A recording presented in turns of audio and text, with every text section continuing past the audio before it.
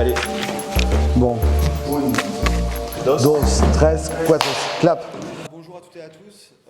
Alors comme vous le savez peut-être, Blaise, ici présent, il m'a demandé il y a peut-être un mois de me dire mais Pierre, tu pourrais pas faire un truc sur les rapports entre littérature et progrès? Et puis j'ai dit oui, et puis après le temps a passé, et puis donc j'ai bricolé cette chose qui n'est pas vraiment très, très sérieuse, ni même forcément très rigoureuse.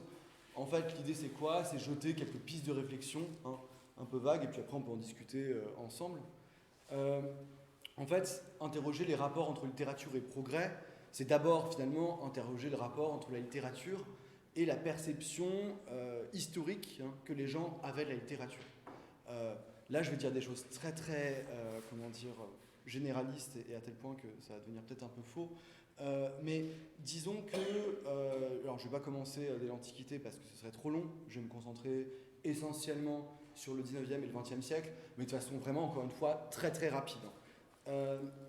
Mais parce que, alors, en guise, d'introduction, on pourrait dire quand même qu'au Moyen-Âge, l'idée de progrès en littérature, c'est pas qu'elle est inexistante, c'est qu'en fait, on considère que finalement, tout a quasiment été déjà fait.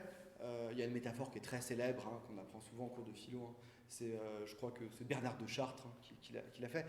Nous sommes des nains perchés sur l'épaule de géants. Donc vraiment, ça pose bien le cadre. C'est-à-dire qu'avant, il y a l'Antiquité. L'Antiquité, il y a des chefs-d'œuvre. Et puis après, nous, à l'époque contemporaine, on essaie de faire des choses, mais finalement, on ne fait que reprendre des formes qui ont déjà été faites et souvent les dégrade. Après, l'autre idée un peu clé qui peut nous aider un peu, c'est celle de la translatio sudi. En gros, la transmission du savoir. C'est-à-dire que là encore, il y a l'idée qu'au départ, il y a le monde antique, et puis après, voilà, ce savoir-là, il se répand en Europe. Bon, là, je vais vraiment à gros traits. Il y a un événement quand même qui nous intéresse un peu avant la période que je vais mentionner, c'est au XVIIe siècle, ce qu'on a appelé la querelle des anciens et des modernes. Et là, je rappelle des vieux souvenirs pour ceux qui ont fait des études de lettres. En gros, d'un côté, il y a les anciens qui sont menés par Boileau. Et alors, en fait, les anciens, ils considèrent que finalement, la création littéraire, elle n'existe pas, ou du moins, elle repose sur une chose, le respect de la tradition et la juste appréciation de l'héritage de l'Antiquité. Et c'est avant tout la postérité qui va faire les chefs-d'œuvre, idée qu'on a encore. C'est-à-dire qu'en fait, finalement, les Grecs et les Romains, ils sont au sommet parce que ça fait 20 siècles qu'on les commente et qu'on les lit. Déjà, Homère était nommé l'éducateur de la Grèce, donc c'est un truc un peu cool. Et alors, éventuellement, déjà chez Boileau, il y a ce truc quand même de dimension cumulative, parce que Boileau, il va reprendre notamment la phrase de Bernard de Chartres, mais il va dire que finalement, le nain qui est juché sur l'épaule des géants, le nain, même si c'est un nain, il est un peu au-dessus des géants. Donc il y a quand même l'idée d'une forme de progrès. Mais alors, de l'autre, en fait, il y a les modernes. Alors les modernes, eux, on les a un peu oubliés. Quand même, celui qui est à la tête de cette querelle, qui a été une vraie querelle de salon, c'est-à-dire une querelle parisienne, mais qui a eu une répercussion ensuite nationale sur l'histoire des idées, Perrault, donc, lui, il soutient que finalement, le siècle de Louis XIV est supérieur à tout le reste de l'histoire de l'humanité, qu'on a atteint une forme de perfection politique avec la monarchie absolue, et religieuse avec l'hégémonie du catholicisme. Et le corollaire de ça, c'est que évidemment les œuvres contemporaines sont infiniment supérieures aux œuvres antiques, puisqu'elles sont à la gloire du roi et de Dieu. Donc là, voilà, là vraiment, Perrault, évidemment, il est soutenu par la cour, tout le monde est très content. Pourtant, Perrault, il s'est quand même un peu planté, on peut le dire, je pense, a posteriori, pour plusieurs raisons. Déjà parce qu'il pensait que tout le monde allait oublier l'Iliade et l'Odyssée, or, c'est pas le cas. Et ensuite parce que les poètes qui défendaient ont été finalement oubliés. Alors après, on pourra penser ensuite ce qui s'est passé au XVIIe siècle dans le débat après coup, parce qu'il se trouve que quand même en France, on a tendance à considérer qu'il y a une forme d'apax dans l'histoire des idées entre 1660 et 1680, enfin en tout cas en littérature, c'est-à-dire que le classicisme est là, une sorte d'éclosion comme ça de génie littéraire, et il y a beaucoup de gens qui considèrent qu'on n'a jamais dépassé cet acmé. Mais bon, après, voilà, c'est vraiment rappel historique très très très bref, mais c'est pas grave. Je voudrais faire un court exposé du coup en deux temps, en deux moments déterminants. D'abord, l'idée de progrès en littérature au XIXe siècle, et puis après, l'idée de progrès en littérature au XXe siècle. Ceci dit, pour montrer que comme cette idée-là, voilà, ce qui peut nous guider un peu, c'est Montaigne, dont je ne vais quasiment pas parler, mais j'ai repris cette phrase-là parce que je l'aime beaucoup. Montaigne, dans le livre 3 des Essais, en fait, alors, l'escrivaillerie semble être quelques symptômes d'un siècle débordé. Quand écrivons-nous tant que depuis que nous sommes en trouble? En fait, pour Montaigne, les gens, déjà au XVIe siècle, ne font que d'écrire. Et Montaigne, il émet une hypothèse, il dit mais finalement on écrit beaucoup parce qu'on est à une époque troublée. On est à une époque de troubles historiques, hein, c'est les guerres de religion, du coup forcément les gens écrivent beaucoup. Et Montaigne d'ailleurs, je ne l'ai pas mis là, mais juge les gens qui écrivent. Pour Montaigne, on écrit déjà trop, il y a déjà trop de livres. Vous voyez, c'est une idée assez ancienne, on va voir qu'elle va se répandre de plus en plus. Mais en même temps parce qu'effectivement il y a de plus en plus de livres quand même. Donc dans un premier temps, j'aimerais bien qu'on voit rapidement l'idée de progrès donc, en littérature au XIXe siècle et voir qu'il y a eu quand même plusieurs choses assez étonnantes qui peuvent nous sembler très très étonnantes qui ont été faites de ce point de vue-là. C'est peut-être là où je vais m'attarder un tout petit peu plus parce que c'est un peu amusant. En 1815, premier élément, il y a ce qu'on appelle le rapport Chénier. Alors, c'est pas André Chénier, hein, grand poète guillotiné, mais c'est son frère, Marie-Joseph. Et c'est quoi ce rapport-là? En fait, c'est un rapport historique sur l'état et les progrès de la littérature depuis 1789. C'est-à-dire que c'est un rapport qui est commandé par Napoléon. Napoléon demande à Chénier de faire le point sur l'évolution de la littérature. Alors, il fait un inventaire, en fait, minutieux des œuvres.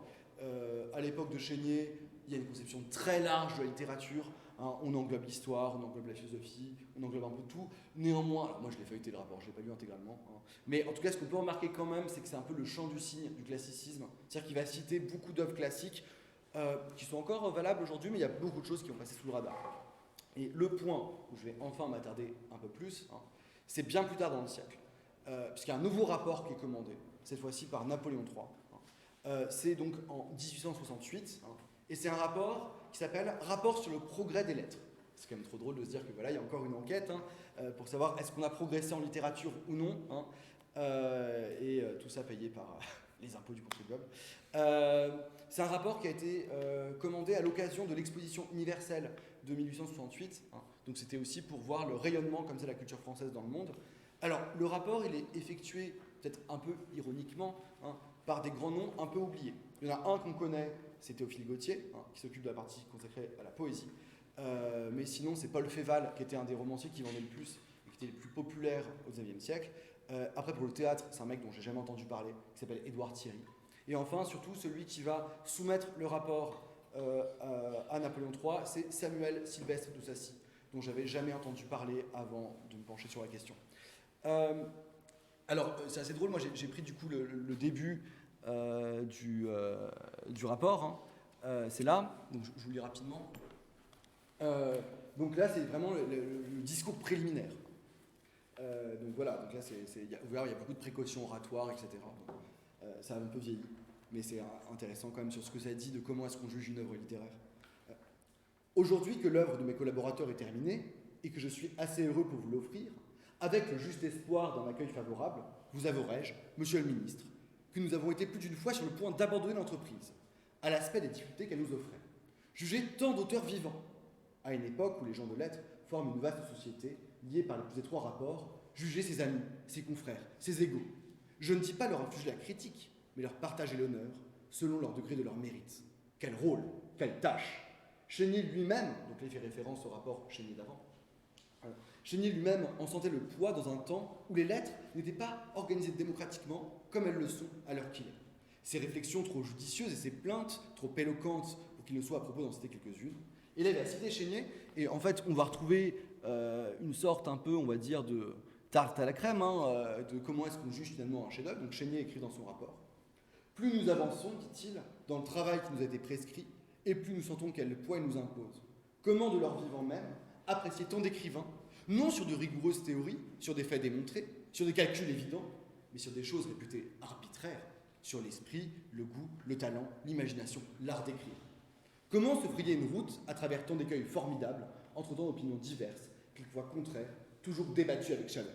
Comment satisfaire à la fois et ceux dont il faut parler, et ceux qui ont un avis sur la littérature après l'avoir étudiée, et ceux même qui, sans aucune étude, se croient pourtant du nombre des juges? C'est intéressant, voilà, c'est savoir en gros qui parle à qui, comment est-ce qu'on juge une œuvre littéraire, sur quels critères. D'ailleurs, on va noter très clairement que les critères ne sont jamais exposés dans le rapport. C'est-à-dire qu'on a en fait des gens qui sont des professionnels de l'écriture, on va dire, ils ont tous une pratique textuelle, mais néanmoins, voilà, on n'a pas non plus une chose précise sur voilà, comment est-ce qu'ils ont procédé pour désigner tel ou tel mot. Alors d'ailleurs, d'emblée, Samuel de Sacy, précise une chose, hein, et qui est essentielle surtout pour la suite, c'est qu'il précise que finalement, la tâche de Chénier était bien plus facile que la sienne, pour une raison simple, c'est qu'à l'époque de Chénier, on publiait beaucoup moins qu'au XIXe siècle, qui vraiment est le siècle où le roman, hein, en tant que forme littéraire, est consacré. Il a une formule comme ça, hein, que j'ai mise là. Bon, je ne vais peut-être pas tout lire, mais en gros, ce que j'aime bien, c'est au XIXe siècle, un livre qui paraît n'est qu'un accident journalier. Non. Et c'était un événement du temps de Chénier, et c'est vrai que, évidemment, hein, les conditions de production n'étaient pas les mêmes. Par ailleurs, en 1868, il y a quand même une chose qui est importante, c'est que la conscience littéraire de l'époque commence à vaciller. C'est-à-dire que finalement, les littérateurs, hein, dont fait partie Sainte-Beuve aussi évidemment, etc., ont l'impression que les chefs-d'œuvre ont déjà été écrits, qu'on ne fait que finalement jouer toujours les mêmes musiques, hein, qu'il n'y a plus d'innovation littéraire. Hein. Donc il fait un bilan comme ça qui peut sembler un peu pessimiste. Hein. Je vous lis 2-3 lignes à ce sujet. Jean-Jacques Rousseau, Bernardin de Saint-Pierre, Chateaubriand ont ramassé les dernières gerbes et nous ont à peine laissé de quoi glaner. Littérairement, la France est blasée. Il ne reste plus qu'à jouir d'une fortune toute faite, maussade bonheur. Nous mettrions plutôt le feu à la maison, si c'était possible, pour avoir à la rebâtir. Donc il y a vraiment cette idée que, les chefs-d'œuvre sont déjà faits, on est trop jeune dans un monde trop vieux, hein, sur l'ère de Musset comme ça, que le classicisme déjà érigé un modèle et qu'en fait le romantisme peine à surpasser le classicisme. On retrouve cette idée-là d'ailleurs, bon, je n'ai pas tout mis, hein, parce que sinon il y a beaucoup de textes, hein, puis encore une fois, je survole complètement, mais le Lys dans la vallée, hein, si vous en souvenez un peu, on a déjà cette critique du romantisme en disant mais finalement le romantisme n'apporte rien par rapport au classicisme. En fait, ce qui est intéressant, c'est de voir qu'il y a un contraste massif entre la façon dont le 19e regarde sa littérature et entre la façon dont le 19e regarde l'idée de progrès. Parce que, d'ailleurs, c'est drôle, parce que c'est dans le rapport aussi, en fait, 1868, c'est quand même vraiment le triomphe de la technique, du progrès, hein, de ce qu'on a, du positivisme. Et dans son discours préliminaire qui porte sur la littérature, Samuel de Sacy ne peut pas s'empêcher de préciser une chose qui peut nous faire un peu sourire maintenant, hein, puisqu'il dit « En 15 ans, la face de la France a été renouvelée. Ces villes ont été agrandies et assainies. Paris est devenu la première ville du monde. Des chemins de fer sillonnent notre territoire d'une extrémité à l'autre et ne laissent, pour ainsi dire, plus de distance entre ceux qui l'habitent. L'aisance a pénétré partout. L'ouvrier, le laboureur, sont mieux vêtus, mieux logés, mieux nourris qu'ils ne l'étaient il y a peu d'années encore. Est-ce là, comme voudraient nous laisser persuader quelques esprits chagrins, un pur triomphe de la matière? N'est-ce pas plutôt la matière qui, vaincue par l'esprit, se prête en esclave à tous les besoins de l'homme? Donc vraiment, on a cette idée qu'on a réussi à dompter en fait, la matière, qu'on a réussi à atteindre des sommets techniques, mais qu'en littérature, c'est plus compliqué. Par ailleurs, alors si je prends, on va prendre simplement le roman. Alors c'est intéressant parce que dans le rapport en tant que tel, que pour le coup j'ai lu en entier dans le train, j'ai rentabilisé mon trajet. Ce qui est intéressant, c'est qu'on a une sorte de valorisation du roman, ça c'est quand même important parce que c'est vrai d'un point de vue histoire littéraire, qui est considéré et enfin reconnu comme genre littéraire. Vous savez peut-être, mais le roman a une histoire littéraire un peu compliquée et sinueuse. Donc ça, Paul Féval, de ce point de vue-là, c'est plutôt OK. En poésie, Gautier va quand même citer des romantiques, et en disant que finalement les noms qui comptent, ça va être Lamartine, Victor Hugo, Alfred de Musset. Mais alors il précise que c'est intéressant parce que il fait une sorte de précaution encore oratoire, mais bon, il a un peu raison. Parmi tous ces poètes dont nous avons analysé les œuvres, il a analysé plein de poèmes, lesquels inscrira son nom dans la phrase glorieuse et consacrée? Lamartine, Victor Hugo, Alfred de Musset. Le temps seul peut répondre. Le temps, il a quand même un peu répondu.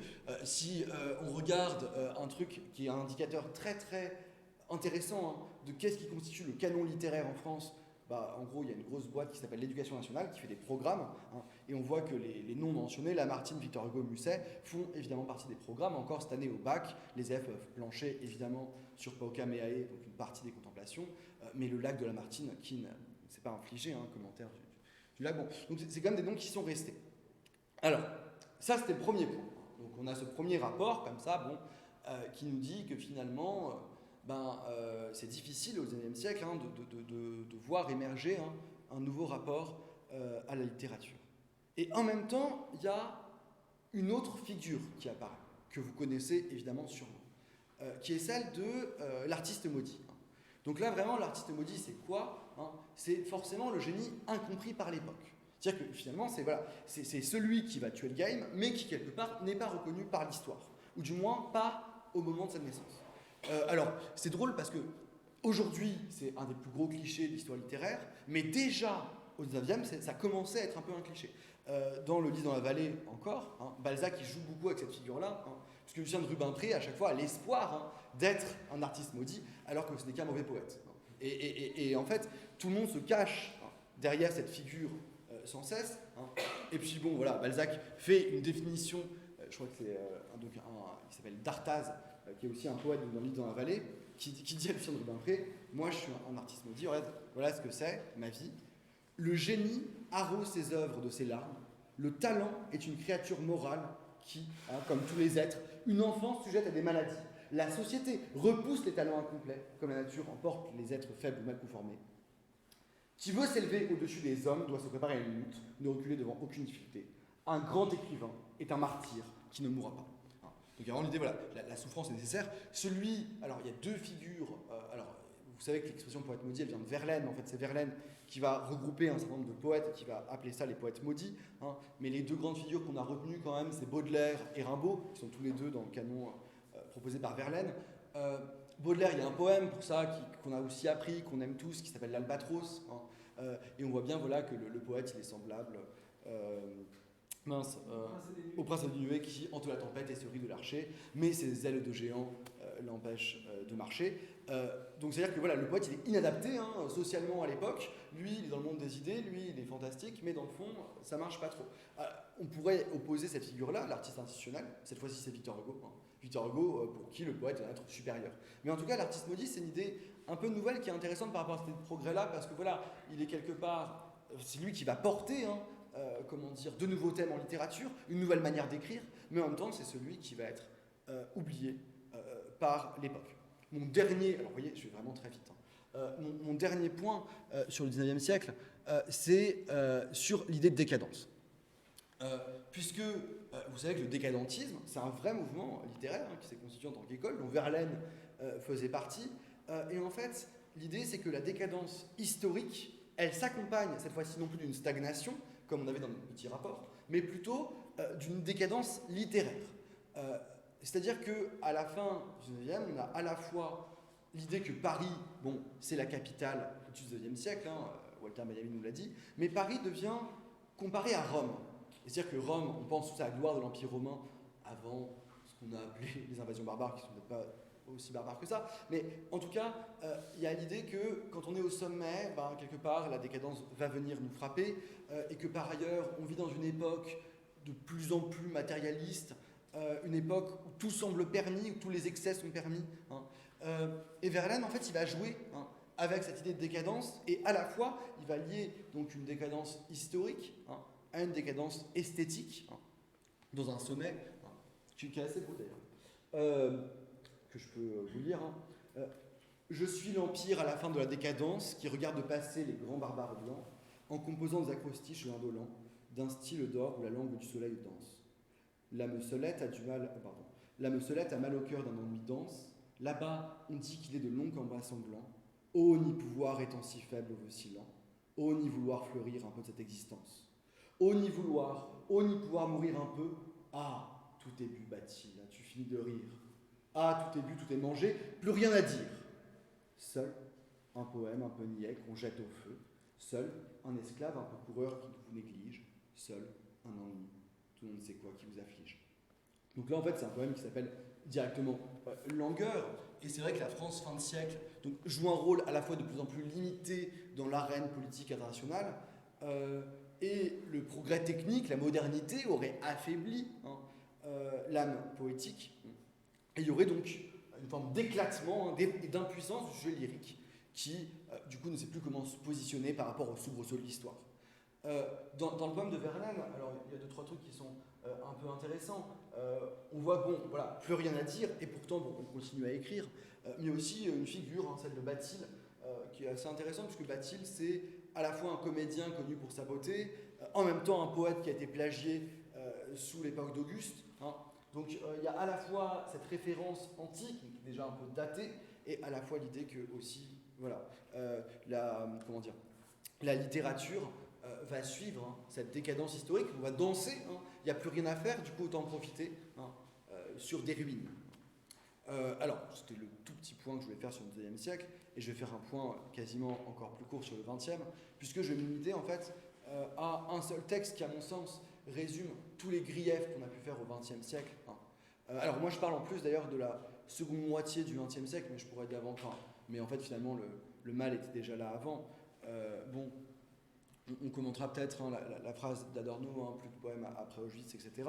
Mais je pense que celui, à mon sens, qui synthétise et qui symbolise mieux cette critique, qui est à la fois en fait une critique réactionnaire, mais en même temps une critique que je trouve hein, à plusieurs égards pertinente, c'est celle que va faire Steiner dans Langage et silence, hein, qui est un essai du coup qui est sorti en 67, hein, et où déjà en fait il va pointer du doigt des choses qui à mon sens peuvent voilà, apparaître comme une menace. D'ailleurs, la première chose que Steiner pointe du doigt, hein, c'est l'idée que finalement les écrivains écrivent trop. Hein, qu'aujourd'hui, voilà, on est face à, j'aime beaucoup l'image, un cataclysme imprimé. C'est-à-dire qu'on est submergé par des textes, et à partir de tous ces textes, hein, on n'arrive plus à extraire du sens. Donc Steiner évoque une civilisation égarée, il parle du triomphe hein, de la communication. Alors je ne peux pas lire tout le texte, hein, mais il y a quelques phrases comme ça assez marquantes. Hein. Chaque mois est tenu de sortir un chef-d'œuvre et les maisons d'édition propulsent le médiocre au royaume d'une splendeur artificielle et éphémère. En fait, Steiner déjà semble pointer du doigt ce qu'on a pu voir apparaître avec la fameuse émission, hein, à la fois, titre personnel que j'aime beaucoup, mais c'est vrai qu'il dit des choses quand même sur l'époque, hein, apostrophe, donc c'est Bernard Pivot. Alors aujourd'hui on trouve ça avec Buñuel, et Buñuel d'ailleurs le fait, fait encore pire que Pivot peut-être de ce point de vue-là, c'est que voilà, tout est sujet à être un chef-d'œuvre. Chaque écrivain qui reçoit a forcément écrit le livre de la décennie, le livre qu'on n'oubliera pas, et pourtant il en passe 3 par émission, une fois par semaine. Donc on a affaire comme ça à quelque chose d'assez, une sorte d'inflation comme ça, littéraire, d'assez inquiétante. Et si tout est reconnu en tant que chef-d'œuvre, alors voilà, le chef-d'œuvre n'a plus de raison d'être hein, véritablement. Alors ensuite, on voit que Steiner, il est quand même un peu réactionnaire, mais c'est assez amusant, puisqu'il nous dit « Il est reconnu scientifiquement que l'accélération du rythme de publication d'ouvrages spécialisés est telle que les bibliothèques devront bientôt être placées sur orbite et explorées électroniquement selon les besoins. » Alors, il y a à la fois une sorte de crainte hein, fantasmée de la technologie. Bon, là où il a un peu raison, c'est qu'effectivement, aujourd'hui, on aime bien hein, les livres numériques, et c'est pas plus mal d'ailleurs. Mais bon, pour Steiner, c'est quand même un peu une blague. Alors, on va voir qu'il est assez féroce, hein, même envers d'autres choses qu'on peut aimer. Il reprend la phrase qui vient, dans ce poème qui s'appelle Holoman, non This is how the world ends, not with a bang but a whisper. C'est ainsi que le monde finit, non sur un boom mais sur un murmure. C'est T.S. Eliot, voilà, les hommes creux, c'est ça. Et donc du coup, Steiner va nous dire « Ce n'est ni sur le bang supersonique, ni sur un gémissement que s'achèvera notre monde, mais en gros titres, en un slogan, un roman informe. » Voilà. C'est les hommes creux, le poème. Les hommes creux, ouais. Ce qui est une méditation sur Au cœur des ténèbres de Conrad. Et donc, voilà, pour Steiner, en somme, la publicité, la communication, en fait, ne laisse plus de place hein, à la parole. Le corollaire de ça, en fait, pour Steiner, c'est que... Alors pourtant, Steiner était athée. Mais c'est qu'il considère que, justement, il y a un problème aussi de transcendance. Hein, il y a un problème, en fait, on en parle toujours, verticalité, peut-être pas ici fasciste, mais en tout cas, l'idée que... il n'y a plus d'échelle de valeur pour juger les textes, on ne laisse plus de place au silence. Hein. Et finalement, le silence doit être nécessaire pour qu'une sorte de création hein, émerge. Alors, on voit que ce discours-là, en fait, aujourd'hui, il est tenu hein, par beaucoup de gens dans le milieu littéraire. C'est-à-dire que quelque part, il y a aussi maintenant ce côté un peu cynique de plus un livre se vend, moins il est jugé comme lisible. Et à l'inverse, voilà, la littérature se nicherait dans les marges. Et moi, à titre personnel, alors il se trouve que j'anime donc une revue qui s'appelle Zone Critique, une revue d'actualité culturelle. Je lis de la littérature contemporaine.